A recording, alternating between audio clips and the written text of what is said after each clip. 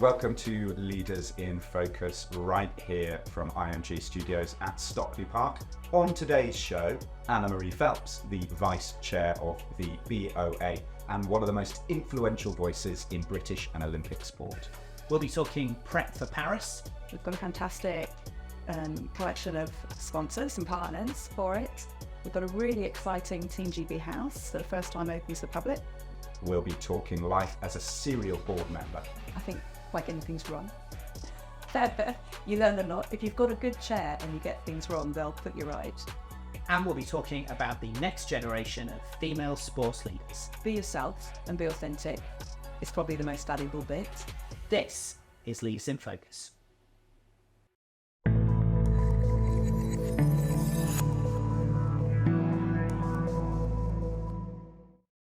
Annamarie, we are 130 days from the Paris Olympics. We're a couple of weeks out from the boat race here in London. We had the Cheltenham races last week. These are all sports and sporting events that you are passionate about and involved in.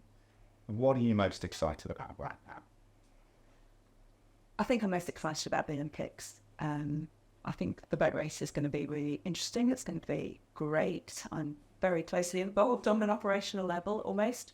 But definitely the Olympic Games are the thing that everyone's looking to, and I think they're going to be one of the best games. I think French going to really give us a treat. Yeah, I'm enjoying the fact that the negative stories seem to come around about this time in the preparation for any games. I'm enjoying the lack of champagne stories that are out and about at the moment. I'm sure there'll be plenty of champagne. From your perspective, Vice Chair of the BOA, how are preparations going for Paris now? I said preparations going really well on all fronts. We've got a fantastic collection of sponsors and partners for it. We've got a really exciting Team GB house that the first time opens to the public. We have got some superstars to look forward to on field play. And if you look around at what our sports are doing at the moment, we'll probably have a slightly smaller team because we've got a couple of team sports that haven't qualified, sadly, England football team. But I think that we've got some real good opportunities across all sports, actually, not just focusing on them too. Big question, this one. Looking at the entirety of British sport, what is your assessment of the current health of it? It's a really big question. And I think it's probably one that's quite difficult to answer in a generic way, because I think there's different things going on at different levels.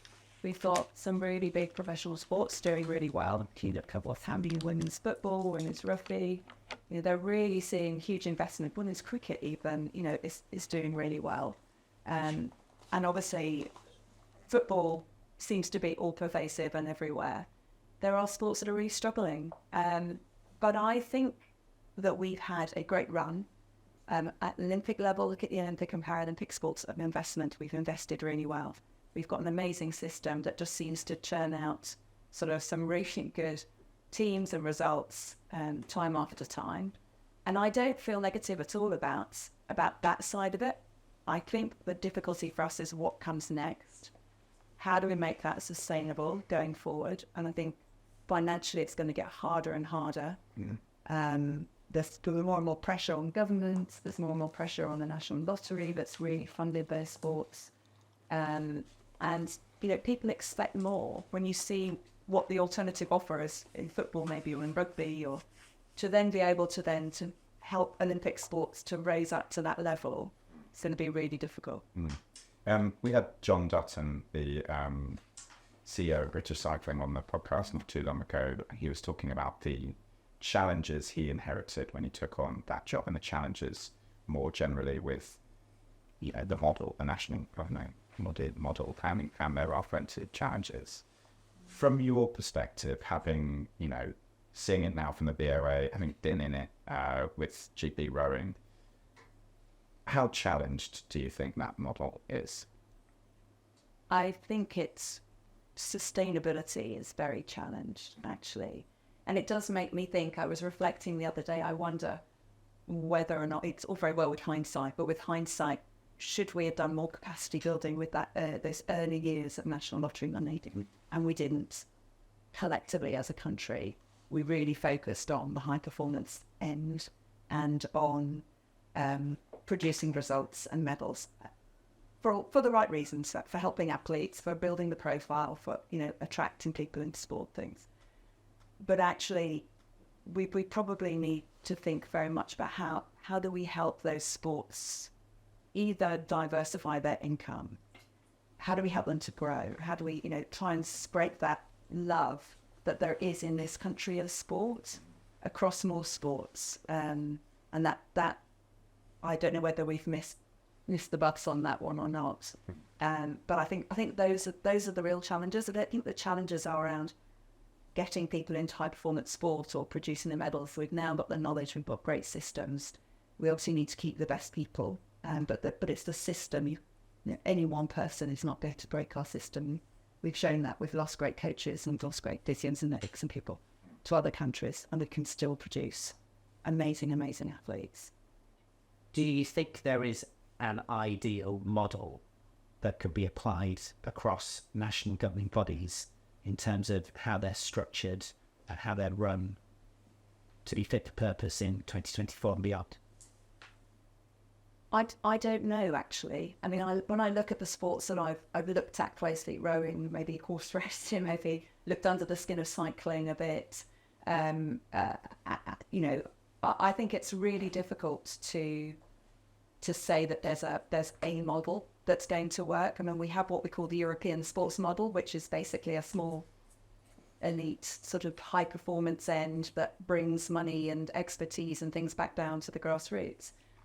And that in itself is being challenged increasingly by European courts, by disruptive new models and championships coming in those professional sports.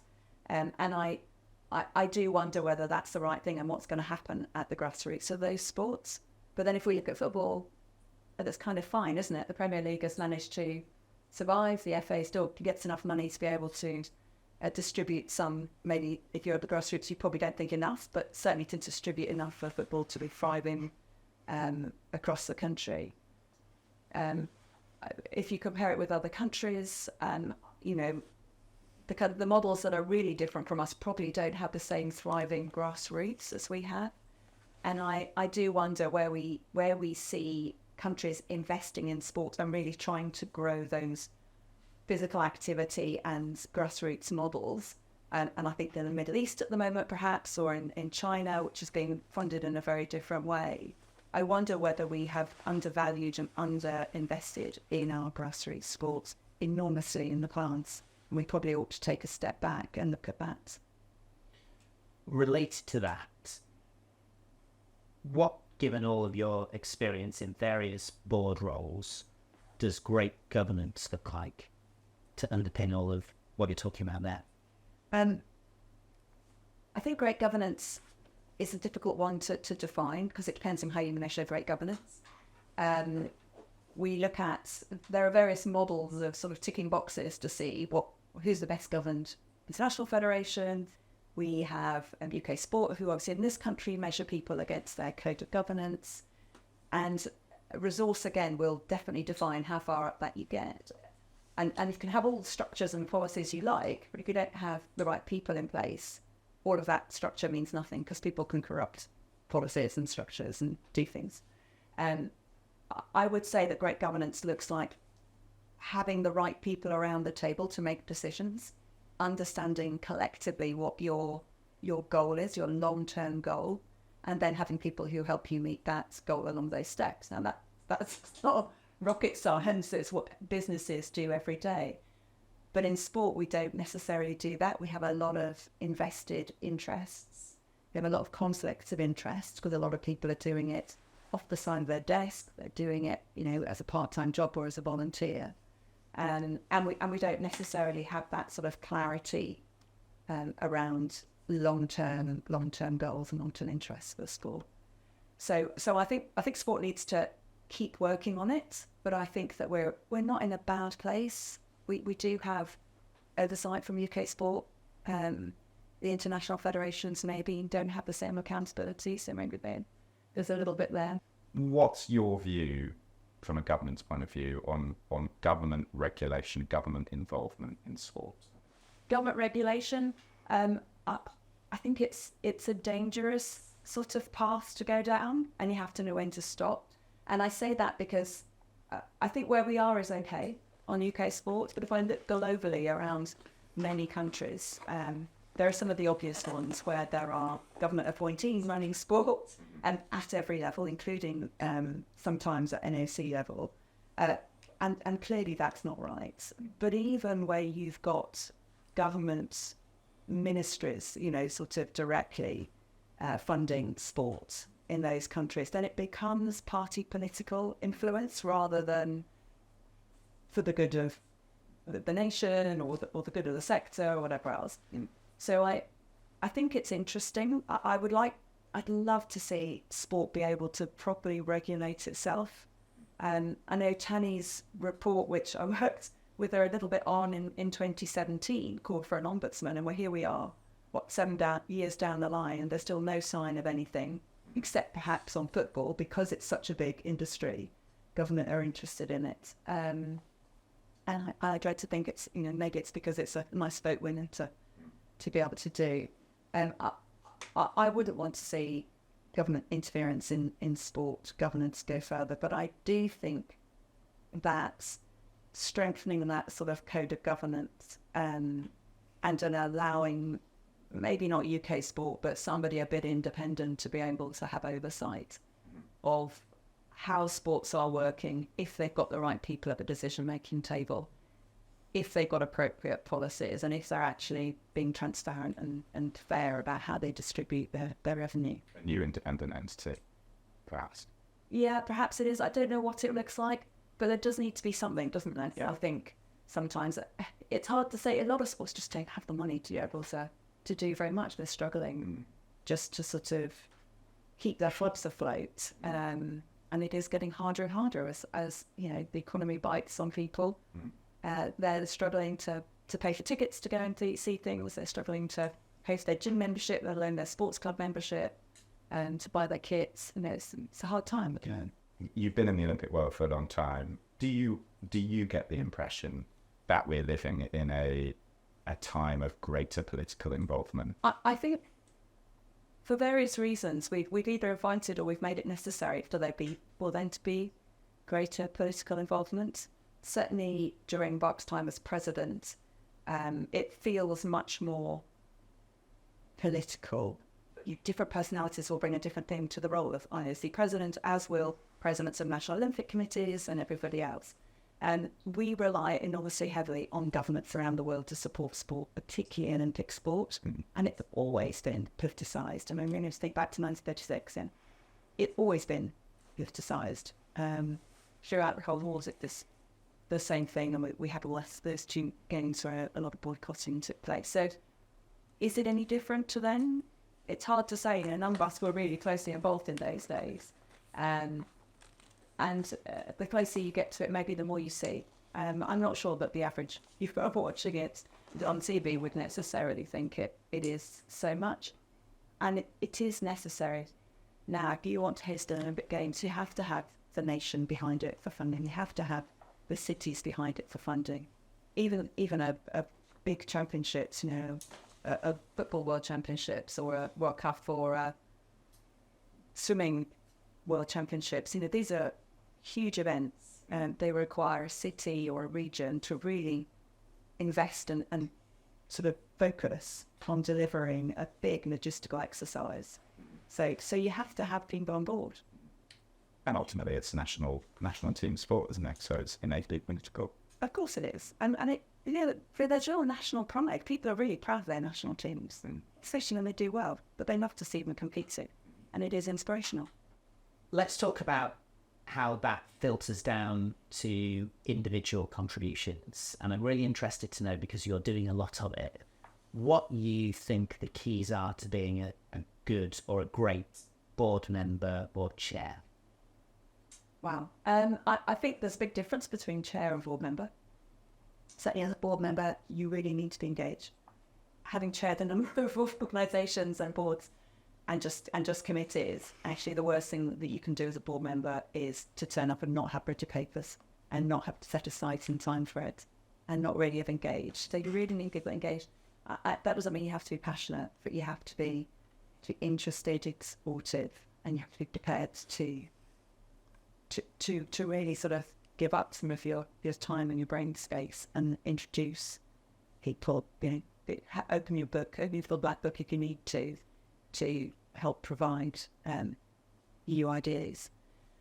As a chair, you never stop being a chair. I mean, one of the things I learned at British Rowing was it's a 24/7 job. It's 24, it really is 24 hours a day. You wake up and everything is always thinking about it. You're non-executive, but you're totally immersed in it. And everything you do, you want to run the board meetings well. That's kind of your principal role, is to run board meetings well, so you get the right answers and you get the right decisions made at that level, at strategic level. Because whatever you choose, whatever your key strategy, your key aim, everybody's got to be on board with that. And I think bringing people along is the critical thing for a chair of an organisation. So it's about making sure that you get everyone to answer around the table. Sometimes you get all of their views, and you really get out and meet people and understand what the issues are, what they're not telling you, and the unknown sort of stuff is the most important thing you can do to help your staff and your chief exec and your performance director to avoid the pitfalls. And that dynamic between particularly chair and chief executive, when does that work best? I think it has to be a professional relationship, and you don't want to be too matey and friendly, because you need to be able to challenge them and you need to be able to help line manage, and that's just to help your organisation to develop. So I think that works well when there is respect, when there's a professional relationship, when you can have an argument and still come back. Are there times when you, as a chair or a board member, almost feel you have to rein yourself in terms of the extent to which you advise, cajole, encourage? Avoid micromanagement, all of those things. I mean, that's the whole point of having a strategy, isn't it? They have to take the buck when things go wrong. I mean, ultimately, the chair is responsible if you haven't managed to do that.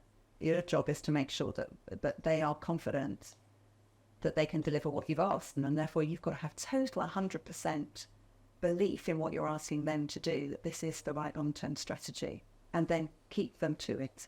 We had a guy who used to run CBC back in the 1990s called Roger Stevens, and he would always say, his key question was, does it make the boat go faster? Why would you do anything? Why would you spend a penny? Why would you spend another minute training if it's not going to actually help improve the speed of your boat? And that's not to say that you shouldn't be focused on the medals, but that was what you wanted to do. What was your first board role? My first board role was I was as athlete representative on British Rowing Board in 1991. Okay. And in that period, since then, how have the skills, your personal skills, have evolved, and how have you built up the skill sets that make you the board member, the chair that you are today? I think by getting things wrong.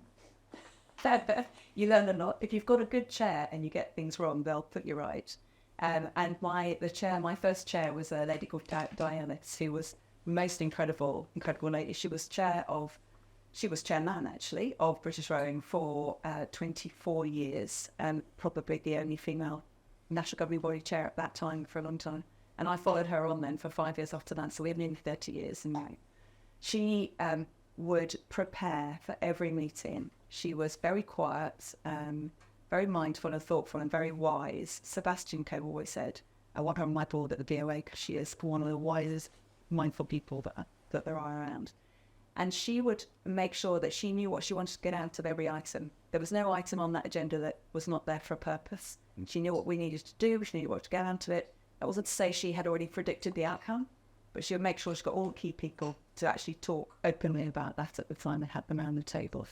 And I think that preparation is one of the key things, certainly for a chair, that you want to really know what your chief exec wants out of that. out of that item what you need to get out of it. And I think, I haven't always done it very well, but I've always tried, and I have done it by sort of, talking to people, watching other people. I've sat through some boards that have been terrible, where I'm sitting on one thing and a guy saying to me, I need somebody else to, could you write the notes for this? Because I'm going to do most of the talking and listening to him. And yeah, sure, it's not the role of a chin. Did you write the notes though? No. We'll make the tea. But yeah, you watch what works and what doesn't work, and you try things out. Yeah. You talked about Di Ellis, and beyond Di, who are some of the leaders within the sports industry that you've worked with closely or you've observed, and what have you learned from the best of them? Well, Di I've talked about. Tim Reddish. Tim Reddish was amazing at the BPA. I spent 9 years on the BPA board, and working with somebody with a visual impairment who could read the room better than anybody else. Then you realise that actually listening sometimes is a really important thing. So Tim would always prepare and credit you well. He was a really hard worker. He was incredibly sharing and transparent about his thoughts and about what he did all the time. So he was really good. Hugh Robertson, I really enjoy working with. Obviously, I'm working with Hugh at the moment at the VOA, and he's been influential. He's very good at sharing. He's a good thinker. He's obviously got amazing experience as a leader, both from the military, but then also as a sports minister. And hearing him break down issues and problems into bite-sized chunks, what needs to happen, who are the decision-making bits around here, to really compartmentalize. What advice would you give to, we all know lots of great women who are working in the sports industry, and many of them will have ambitions to get to the C-suite level. What advice would you have about how they should approach that, and perhaps, what are some of the things that you've learned along your journey that have helped? I think be yourself and be authentic. We've spent far too long teaching girls to be confident, teaching them how to fit in around the table. It's probably the most valuable bit, but you've got to do it in a way that's accepted. So you've got to do it in a sort of empathetic sort of way where people feel comfortable with. Be ambitious, I would say, and really network and find, speak to people about what they think's needed.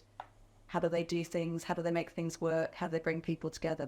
But don't ever forget your strengths, and believe in yourself. We can all get there eventually. It's not always comfortable. To be honest, I tried to avoid doing anything to do with gender equality and women in sports in my early years. So that was my first role, was chairing the Women's Rowing Commission at British Rowing, and we shut that down and decided that wasn't the way forward to have a bunch of women talking about women in sports. And now I do more and more of it. And the older you get, the more you sort of realise this isn't for you now, it's for the next generation. And I was quite often the first woman in meetings in the meeting room. I was one of a few women, albeit I had a woman chair for each train. There were very few others around the board table. I was the only one who was president of the European Federation when I went into there. And numerous different things. And I now can sort of look back, and people were all lovely. I never felt that I was being particularly excluded. And I think being a former athlete helps.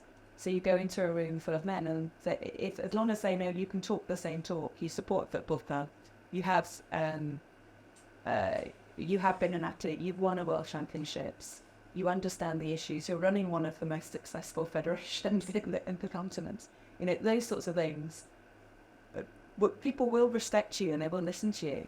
And maybe I was a bit bullish and a bit sort of ballsy, but I think in those days you needed to be heard.